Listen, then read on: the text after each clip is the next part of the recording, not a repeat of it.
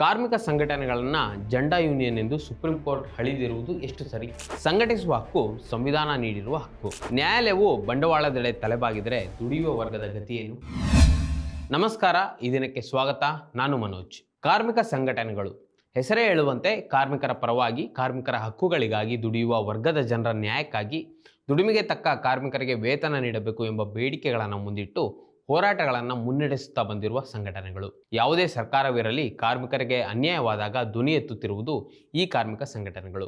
ಇಂದು ಕಾರ್ಮಿಕರ ಜೀವನ ಮಟ್ಟ ಕೊಂಚ ಸುಧಾರಣೆಯಾಗಿದೆ ಎಂದರೆ ಅದಕ್ಕೆ ಕಾರ್ಮಿಕ ಸಂಘಟನೆಗಳು ದುಡಿಯುವ ವರ್ಗದ ಜನರಿಗೆ ನೀಡಿದ ಬೆಂಬಲ ಮತ್ತು ನಡೆಸಿದ ದೀರ್ಘ ಹೋರಾಟವೇ ಕಾರಣ. ಹೀಗಿರುವಾಗ ಕಾರ್ಮಿಕ ಸಂಘಟನೆಗಳನ್ನು ಜೆಂಡಾ ಯೂನಿಯನ್ ಎಂದು ಸುಪ್ರೀಂ ಕೋರ್ಟ್ ಹಳಿದಿರುವುದು ಎಷ್ಟು ಸರಿ ಎಂಬ ಪ್ರಶ್ನೆ ಇಲ್ಲಿ ಉಟ್ಕೊಂಡಿದೆ.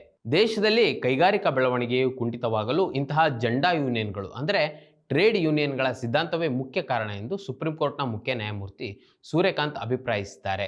ಇಲ್ಲಿ ಜೆಂಡಾ ಎಂದರೆ ಧ್ವಜ ಅಥವಾ ಬಾವುಟ ಎಂದರ್ಥ. ಇಂತಹ ಸಂಘಟನೆಗಳಿಂದಾಗಿಯೇ ಅನೇಕ ಸಾಂಪ್ರದಾಯಿಕ ಕೈಗಾರಿಕೆಗಳನ್ನು ಮುಚ್ಚಲಾಗಿದೆ.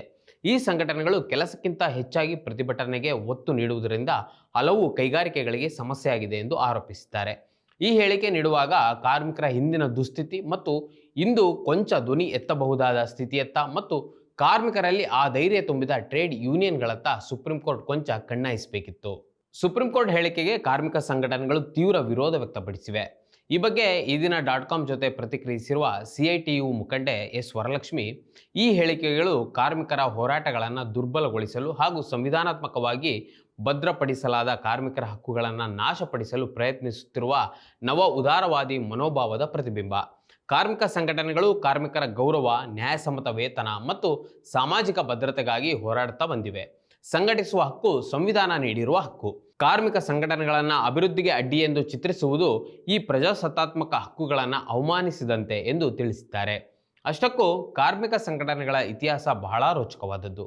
ಕಡಿಮೆ ವೇತನ, ಸಾಲ ಬಾಕಿ ಮರುಪಾವತಿಸಲು ಯಾವುದೇ ಸುರಕ್ಷತೆ ಇಲ್ಲದೆ ದುಡಿಸುವ ಕಾರ್ಮಿಕರ ಗುಲಾಮಗಿರಿಯಿಂದ ಇಂದು ಕನಿಷ್ಠ ವೇತನದವರೆಗೂ, ಕಾರ್ಖಾನೆಗಳಲ್ಲಿ PF ಭದ್ರತೆ ಹೆಚ್ಚಳದವರೆಗೂ ಎಲ್ಲವೂ ಕಾರ್ಮಿಕ ಸಂಘಟನೆಗಳ ಹೋರಾಟದ ಫಲ. ಇಂದಿಗೂ ನಾವು ಹಿಂದೆ ತಿರುಗಿ ನೋಡಿದರೆ ಈ ಹೋರಾಟದ ಹಾದಿ ನಮ್ಮ ಹುಬ್ಬೇರಿಸುವಂತೆ ಮಾಡ್ತದೆ.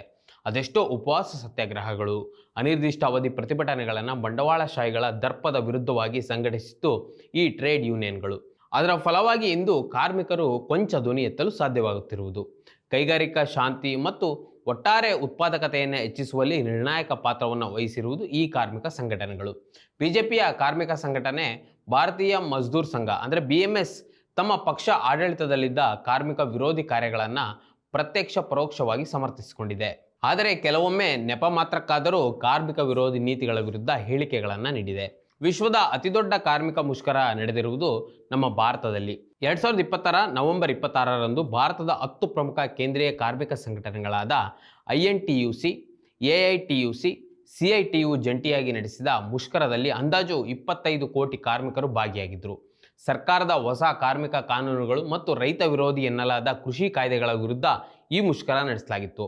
ಇಂತಹ ಸಂಘಟನೆಗಳ ಒತ್ತಡದಿಂದಾಗಿ ಕನಿಷ್ಠ ವೇತನ ಕಾಯ್ದೆ, ಮಾತೃತ್ವ ಪ್ರಯೋಜನ ಕಾಯ್ದೆ ಮತ್ತು ಬೋನಸ್ ಪಾವತಿ ಕಾಯ್ದೆಗಳು ಜಾರಿಗೆ ಬಂದವು. ವಾರದ 6 ದಿನ ಕೆಲಸ, 1 ದಿನ ವಿಶ್ರಾಂತಿ, 8 ಗಂಟೆ ದುಡಿಮೆ, ಹೀಗೆ ಇವೆಲ್ಲವೂ ಕಾರ್ಮಿಕರ ಒಳಿತಿಗಾಗಿ, ಹಕ್ಕಿಗಾಗಿ ಮಾಡಿದ ಹೋರಾಟಗಳಾದರೆ ದೇಶದಲ್ಲಿ ಕೈಗಾರಿಕೆಗಳ ಅಭಿವೃದ್ಧಿಗೆ ಕಾರ್ಮಿಕ ಸಂಘಟನೆಗಳು ನೀಡಿದ ಕೊಡುಗೆಯನ್ನು ಮರೆಯುವಂತಿಲ್ಲ.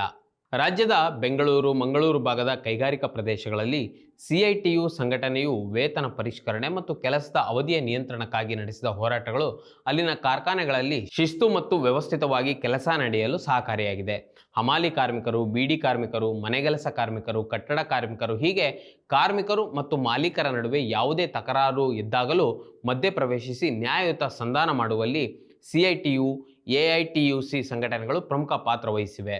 ಇನ್ನು ಅನೇಕ ಸಂಘಟನೆಗಳು ಕಾರ್ಮಿಕರಿಗೆ ತರಬೇತಿಯನ್ನು ನೀಡುತ್ತಿವೆ.